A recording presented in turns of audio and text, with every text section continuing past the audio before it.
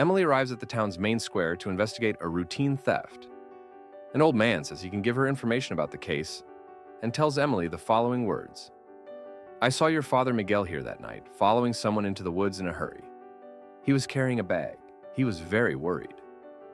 These words shock Emily. No one had ever told her that her father had followed someone like that before he died. With this clue from the old man, Emily realizes that her father's death was no ordinary event. Her desire to honor her father drives her to the forest. Emily looks at the clock tower in the square and remembers that her father often stood there. The trail in the woods could be the beginning of secrets that have remained unsolved for years. Emily returns to the police station after what the old man said and decides to search her father's old duty files. However, she realizes that her father's files are missing. Emily's attention is drawn to a dusty box in the far corner of the archive room. Torres, Special Investigation, is faintly written on the box. The documents inside reveal a series of events that Miguel Torres was secretly investigating before his death.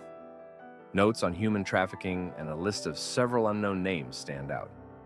Emily realizes that one of the names on the list is one of the town's wealthy businessmen, Ethan Blackwood. As Emily tries to understand why her father kept these files secret and away from the police station, she realizes something else.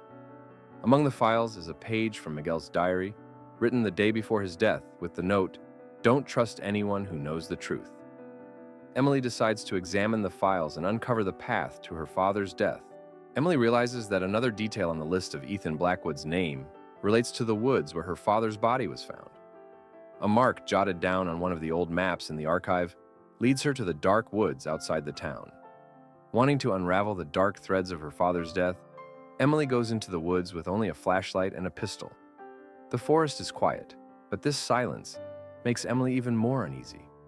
As she approaches the area where her father's body was found, she comes across some shredded file pages on the ground.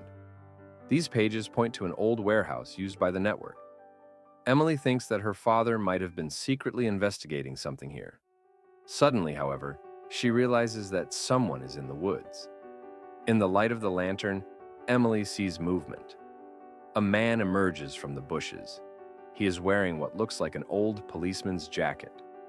At first, Emily thinks she has met an ex-cop, but when the man's face appears, she realizes that he is part of the network.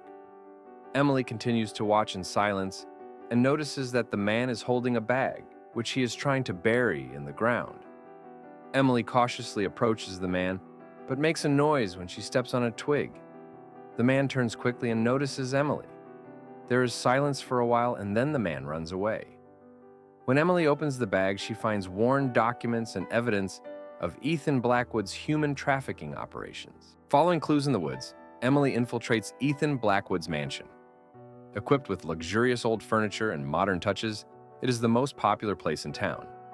Emily carefully enters the study and finds documents related to the network. Among them is an old file with the name of her father, Miguel Torres. However, just as she is going through the documents, Ethan's voice is heard. "Midnight visits are not considered polite, Emily." Emily responds coolly, "I didn't expect someone who hid my father's death to be polite." After a short silence, Ethan says, "Miguel asked too many questions. If you are like him, the same fate may await you." Emily manages to get the documents, but Ethan sets off the alarm. With the sound of the alarm ringing throughout the mansion, Emily starts to run away. As she approaches the exit door, Ethan's voice haunts her. "When you know the truth, you will pay the price." Emily sprints into the dark night. She is determined. This is a battle she will not lose. After fleeing Ethan's threats, Emily finds the old warehouse where the network ran its human trafficking operations. The warehouse is located in an abandoned industrial area on the outskirts of town, surrounded by a dim and desolate atmosphere.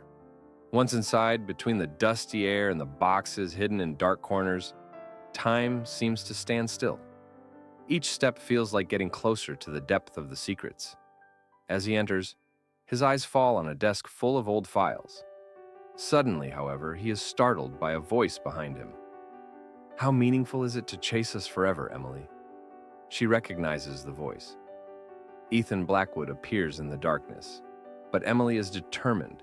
She will not back down. I'm going to put an end to this system you've set up. Ethan smiles and says, "Listen to me, Emily. You can't get out of this. Your father tried." Emily quickly rummages through the boxes around her, finding old documents belonging to her father. Ethan's frightening smile gives way to a more menacing expression. "If I don't leave you here, no one will remember you, Emily." Emily hesitates for a moment but quickly flees, knowing that she will not forget the memory of her father. The dark path she takes is filled with the network's dirty secrets, and she decides to take on a challenge from which there is no turning back. As Emily escapes from the depths of the old warehouse, she makes her way to the mansion of Robert Sinclair, a powerful figure in the network. The mansion is in an isolated area outside of town. Emily sneaks in and reaches Sinclair's office. Just as she's about to take the papers, the door opens and Robert Sinclair appears. "Emily, I've been expecting you," he says. "I'm here to end your dirty work," Emily replies decisively. Sinclair smiles and says, "Your father tried that, but he failed. What's the difference?" Emily stares at him with a determination charged with the memory of her father and replies, "I will be the one to end your father." Emily was shocked by Sinclair's confessions. She realized that the network had really penetrated to the heart of the town, and that the dark relationships that had been hidden for years had been exposed. But this was only the beginning. The old file he had found on his father's death traced the network directly to powerful figures outside the town.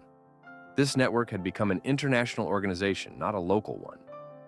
Emily had to uncover a truth that would not only solve her father's death, but also change the entire history of the town.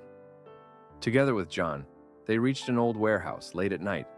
The warehouse was the center of a human trafficking operation that posed a great danger to the town. Emily and John carefully went inside.